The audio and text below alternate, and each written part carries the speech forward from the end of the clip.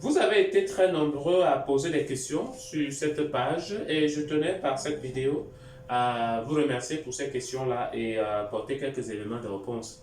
Bonjour chers belles âmes, je suis Paul Zove, biologiste thérapeute et je vous souhaite la bienvenue à cette nouvelle capsule. Et donc nous avons voulu, ma communauté a voulu poser une question, celle à savoir qu'est-ce qui vous empêche réellement de prendre soin de vous. Donc, c'était une question vraiment pour les novices de la page, les novices de la philosophie dans laquelle nous sommes. Et nous avons recueilli certaines questions auxquelles je vais apporter des éléments de réponse autant que je peux. La question d'argent est revenue plusieurs fois. Le manque de suivi est venu, la détermination, la discipline, on ne sait où aller, et puis la cherté de la vie. Donc, ça faisait environ 5 grands groupes de réponses comme ça que j'ai pu recueillir et auxquelles je vais apporter certaines clarifications. Quand on dit la cherté de la vie, par exemple, si vous dites que vous n'arrivez pas à prendre soin de vous parce que la vie est chère, je peux comprendre. Je peux comprendre que le coût de la vie a nettement grimpé et que ça peut constituer un petit obstacle dans l'amélioration de votre hygiène de vie. C'est une règle de la vie sociale, surtout moderne. Plus le coût de la vie est élevé, plus c'est difficile pour les classes moyennes et les basses classes de réellement prendre soin d'eux ou d'elles. Donc, c'est une question individuelle aussi.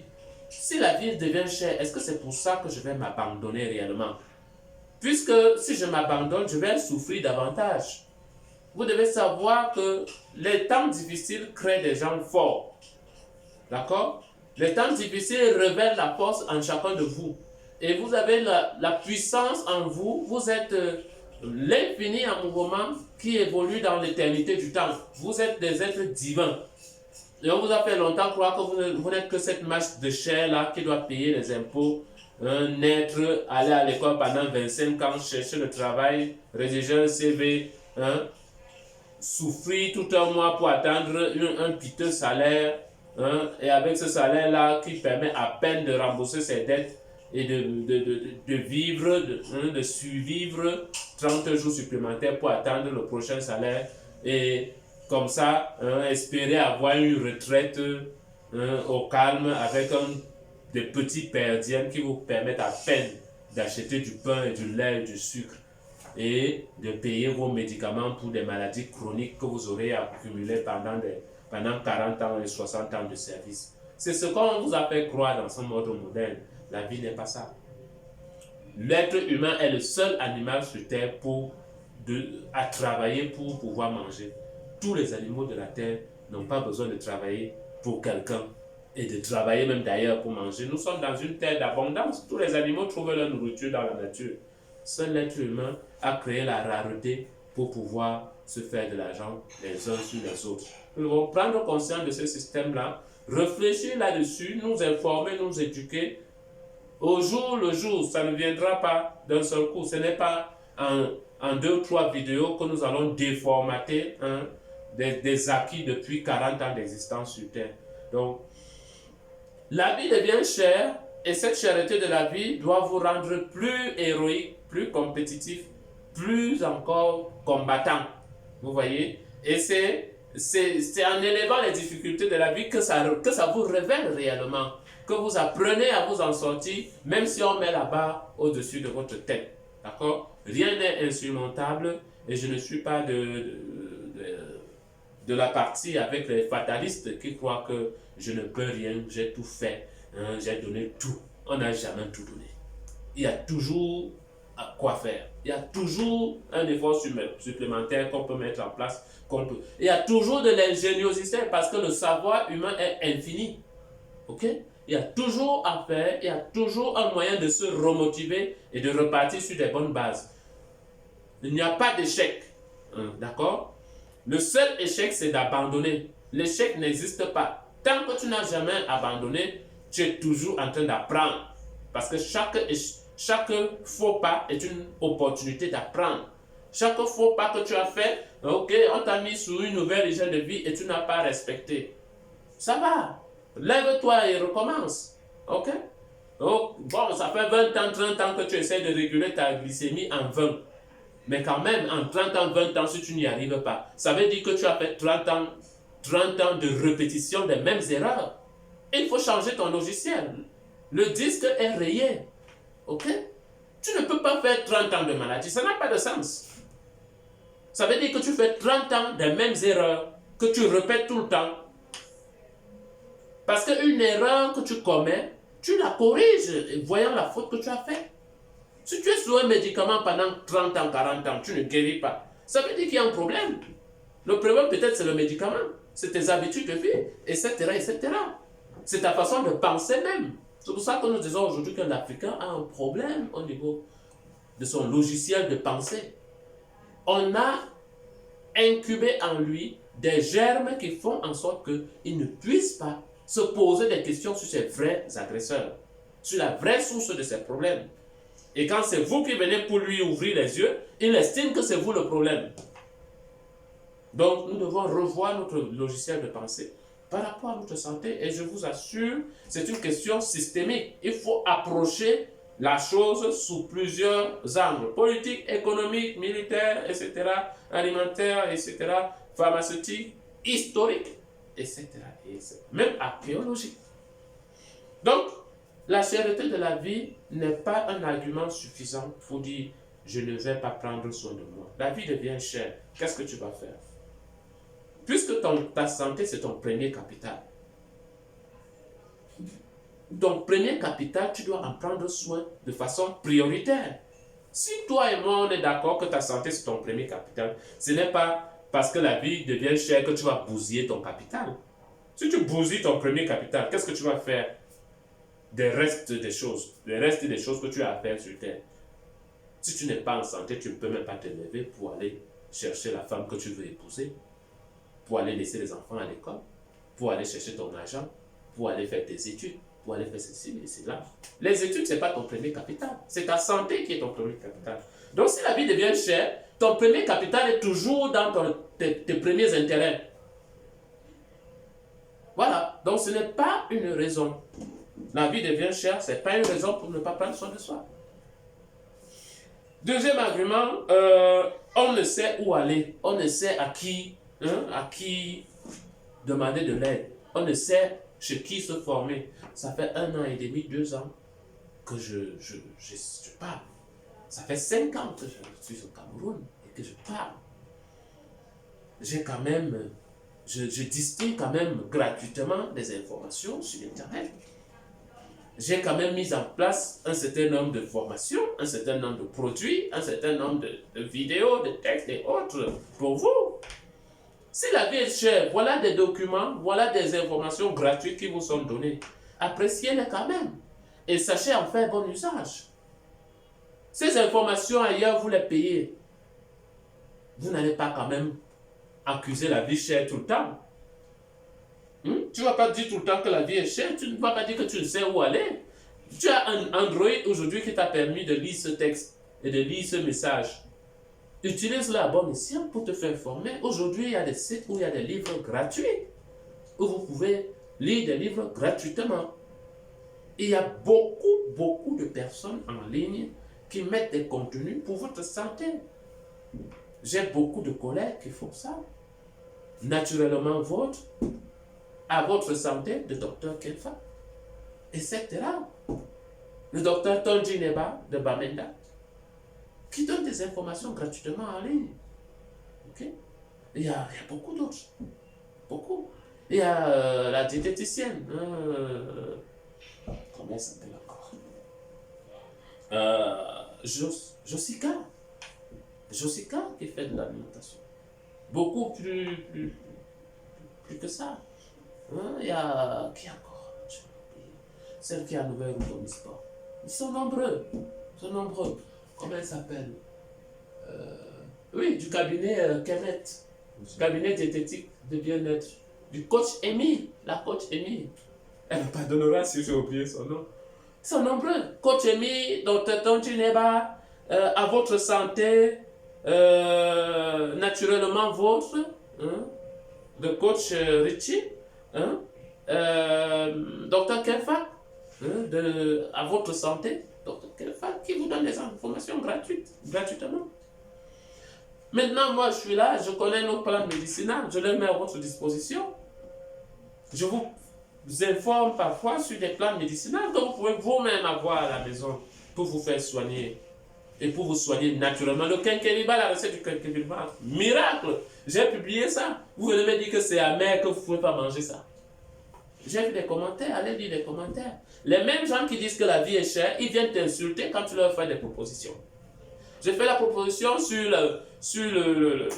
la papaye avec la banane et autres. Allez lire les commentaires. Ce sont ces mêmes gens qui viennent dire que c'est cher. Allez lire les commentaires. Des injures.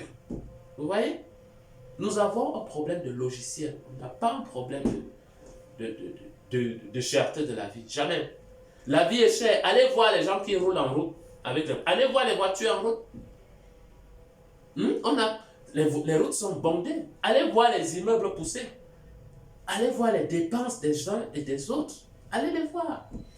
Allez voir les conteneurs de mèches entrés au port. Les conteneurs des ongles. Allez les voir. Les cils et autres. Allez voir. Maintenant, on sait que c'est un business qui a le vent en poupe. Les mèches, les perruques, les cils et autres. L'onglerie. L'onglerie et le make-up, c'est un business qui a le vent en poupe maintenant. Avec très peu, un petit capital, vous ouvrez une onglerie, vous posez des ongles aux gens. Les gens se font de l'argent. C'est une preuve que ça, ce sont des dépenses sur lesquelles on pourrait économiser quelqu'un. Il suffit d'avoir les doigts propres, les ongles propres pour être belle. Donc, ce n'est pas indispensable de placer des ongles, bien que je respecte ceux qui le font. Mais ne le faites pas pour venir dire après que la vie est chère. Vous voyez? C'est un paradoxe dans lequel nous sommes. Et nous devons prendre conscience de ces choses. Faut classer la vie en termes de priorité. Quelle est la priorité chez moi? Si la priorité chez moi, c'est de mettre des ongles, que je ne vienne pas me plaindre de n'avoir pas l'argent pour me soigner. Vous voyez? C'est chacun qui met vraiment son échelle de priorité sur cette terre. Donc, on sait où aller. Vous avez Internet, vous avez ma modeste personne, et je vous ai cité des personnes. Allez regarder ce qu'elles font. Apprenez, glanez des informations, même si vous n'avez pas l'argent pour vous faire consulter et suivre personnellement. Faites quand même bon usage de ce qui est dit, ce qui est raconté, ce qui est partagé. Vous avez beaucoup de sites qui ont des livres gratuits. J'ai une chaîne WhatsApp, Dr Paulin Zobeux. J'ai un canal Telegram. J'ai un compte TikTok. J'ai une page Facebook. J'ai un profil personnel. J'ai une page et un site internet où il y a des produits. Vous pouvez en faire bon usage de ces informations gratuites. Vous voyez? On ne sait où aller. Ce n'est pas, je réponds à cette question en vous disant où aller. Voilà des gens chez qui vous pouvez aller. Des Africains comme vous. Où vous pouvez aller avoir de l'aide, être suivi et pouvoir avoir la bonne information. Si ailleurs vous avez un problème, venez me voir. Si l'une des personnes que j'ai citées, c'est-à-dire Coach Amy, Coach Richie de Naturellement Vôtre, Dr Tonji Neba de Bamenda, Dr Kenfa de France, sa page c'est à votre santé. Voilà. Si l'un d'eux a un problème, si vous avez un problème avec l'un d'eux, venez me dire, on résout le problème. Ce sont des gens que j'estime être de bonne moralité. Et donc, vous ne devez pas sortir de chez eux insatisfaits. D'accord? Et nous devons tous ensemble faire tout pour que vous alliez bien et que vous ayez des solutions. Si ce n'est pas nous qui vous proposons des solutions et que vous apportons des solutions, ce n'est pas l'étranger qui va le faire. Vous voyez? Nous devons construire les choses ensemble. La détermination et la discipline.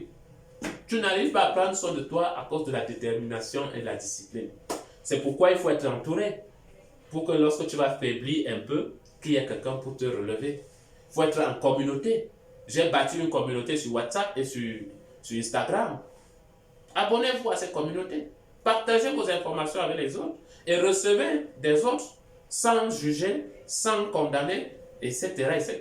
Vous n'êtes pas obligé d'étaler vos insultes sur Internet. D'ailleurs, je remercie la politesse avec laquelle les uns et les autres discutent sur cette plateforme. C'est bien. Ne pas insulter sur ma plateforme. Vraiment, je ne veux pas ça. Que vous ayez raison ou tort, Il faut apprendre à parler poliment.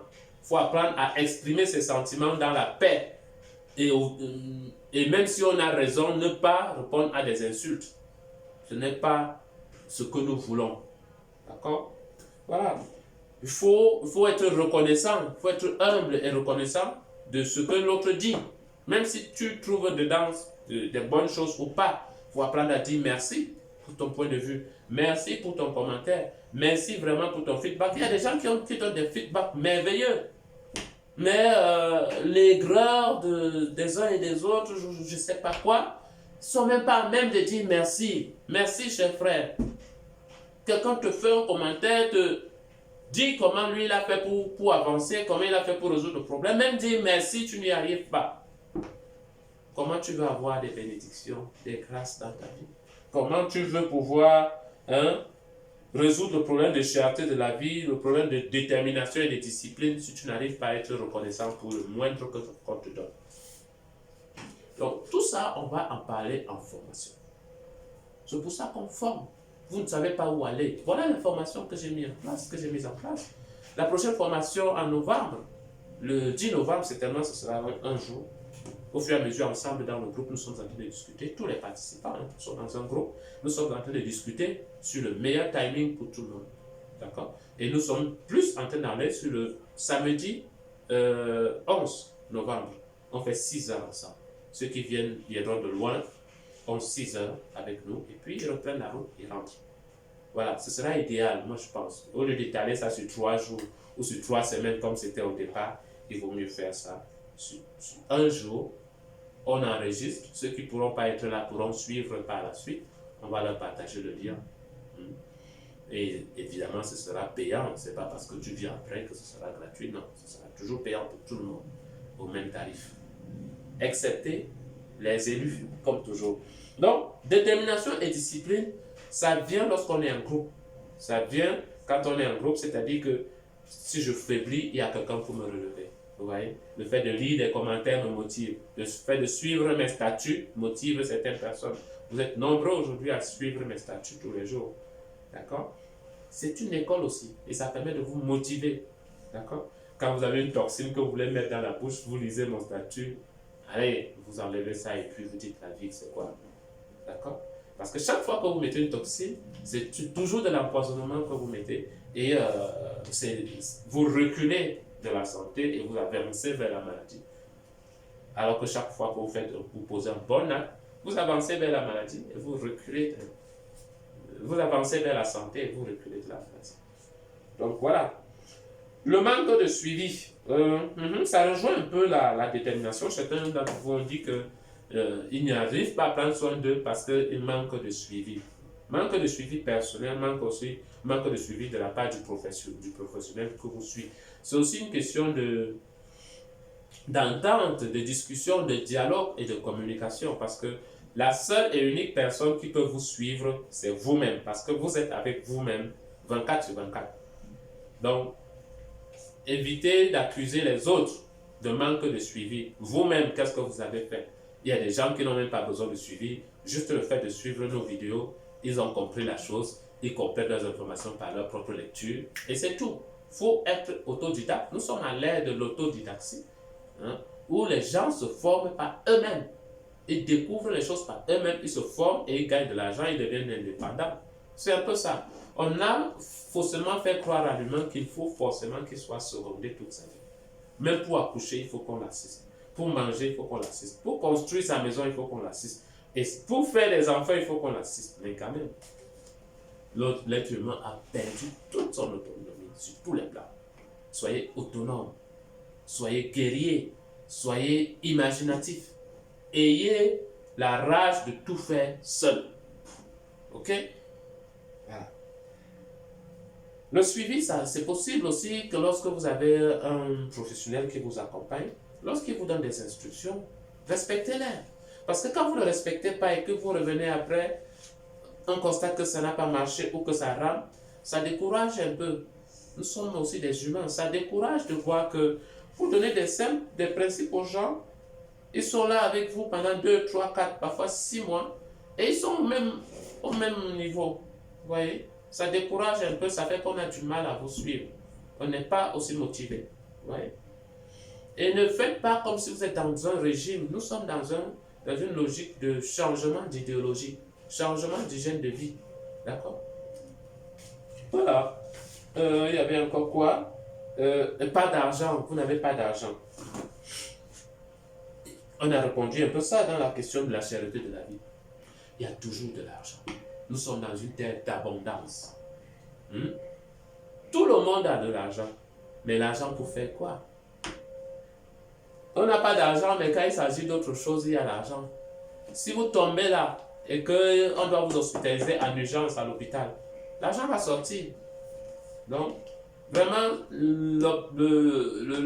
la raison du manque d'argent ne devrait pas figurer dans cette liste parce que si on n'a pas d'argent, mais on est en plein centre-ville, on vit en ville, là où les loyers sont chers, là où on paye tout, on paye pour l'eau, on paye pour l'électricité, on paye pour etc. etc.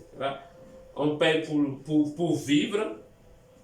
C'est nous-mêmes qui créons les situations de souffrance dans lesquelles nous sommes. Si vivre en ville est cher et que tu n'as pas d'argent, rentre en campagne. Nous sommes en Afrique et beaucoup de nos campagnes offrent même des terrains gratuitement. Si tu pars au village, dis que tu n'as pas l'argent, quelqu'un va te donner même une maison en terre battue et puis tu vas vivre. Et il va te donner même un champ que tu peux cultiver.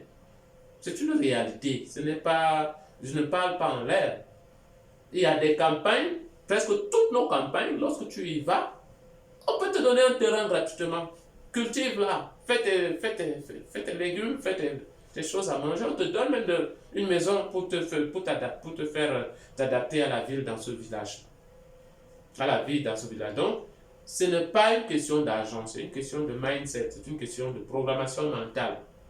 C'est toujours une question de ça. Il n'y a pas l'argent, alors quelles sont tes priorités? Est-ce que vraiment tu n'as pas l'argent? Est-ce que tu ne peux pas vendre quelque chose? Est-ce que tu ne peux pas sacrifier certaines choses pour donner la priorité à d'autres? Est-ce que tu ne peux pas changer même l'environnement où tu es, aller au village où tu ne vas pas payer de loyer? Le loyer t'assomme. Pourquoi tu restes en ville? Donc, si tu trouves que le loyer est cher, c'est parce que tu ne gagnes pas suffisamment pour payer ce loyer. Il faut que tu augmentes, soit tu augmentes tes revenus, soit tu changes de loyer.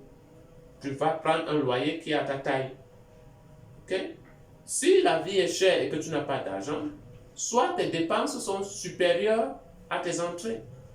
Diminue les dépenses, augmente les entrées. Tes dépenses, c'est quoi? Dans le mois, c'est le loyer, c'est le déplacement, c'est la nourriture, etc. Dans chacune de ces rubriques, tu vois comment couper un peu, comment réduire les dépenses. Et dans la rubrique des entrées, tu vois comment augmenter tes entrées. Peut-être il est temps que tu ne te contentes plus d'un salaire et que tu entreprennes. Maintenant, pour entreprendre dans quoi? Il y a des formations. Docteur Claudin Loubissi est là. Allez à ces formations. Il y a des formations qui donnent même gratuitement. Regardez ces vidéos en ligne. C'est une grâce d'avoir des gens comme ça. Formez-vous. Docteur Claudin Loubissi et puis d'autres. Il y a d'autres qui forment. Marc Karim Djakou qui fait dans MC Academy International, something comme ça. Quelque chose comme ça. Elle forme beaucoup de jeunes. Et je connais des gens qu'elle a formés même gratuitement. Tous ces gens sont prêts à travailler, et travaillent pour vous gratuitement parce que nous savons, nous sommes rendus compte que les temps sont graves.